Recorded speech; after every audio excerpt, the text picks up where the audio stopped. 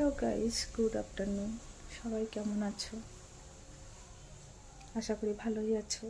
আমি ভালো নেই, মনটা খুবই খারাপ।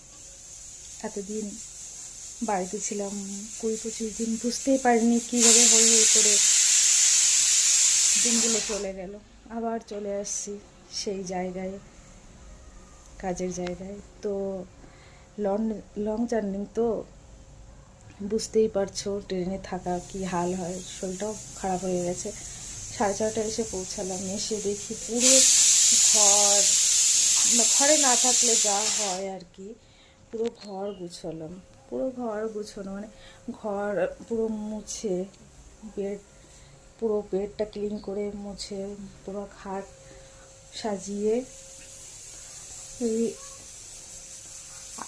আলমারিটাও ক্লিন করলাম। তারপরে ঘর টর মুছে টুছে স্নান করে ঠাকুরকে ধূপ ধুনো দিয়ে একটু বাজারে গিয়েছিলাম। বাজার থেকে কিছু বাজার নিয়ে আসলাম, কেননা ঘরে কিছু ছিল না, ফ্রিজে কিছু রেখে যাইনি। আর অতদিনের জন্য যাচ্ছি, ফ্রিজে কিছু রাখাও যাবে না, খারাপ হয়ে যাবে। তো বাজারে করে নিয়ে আসলাম। কিছু রান্না করছি, ভাত অলরেডি হচ্ছে।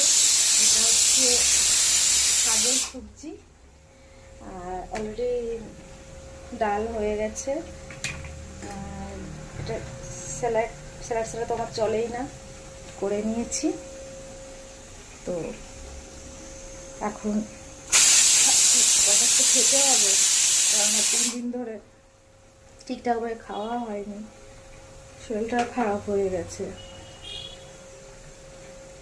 আজকে দুপুরের লাঞ্চের মেনু বেশি কিছু করিনি, পেঁপের ডাল করেছি আর একটু শাক দিয়ে সবজি করেছি, আর সঙ্গে আছে স্যালাড, পাঁপড়ও আছে।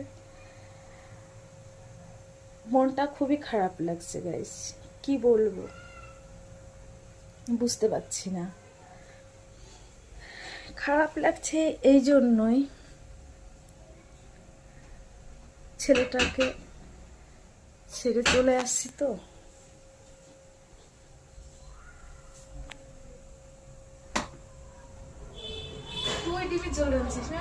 হ্যাঁ, আমি ডিমের ঝোল রাঁধছি।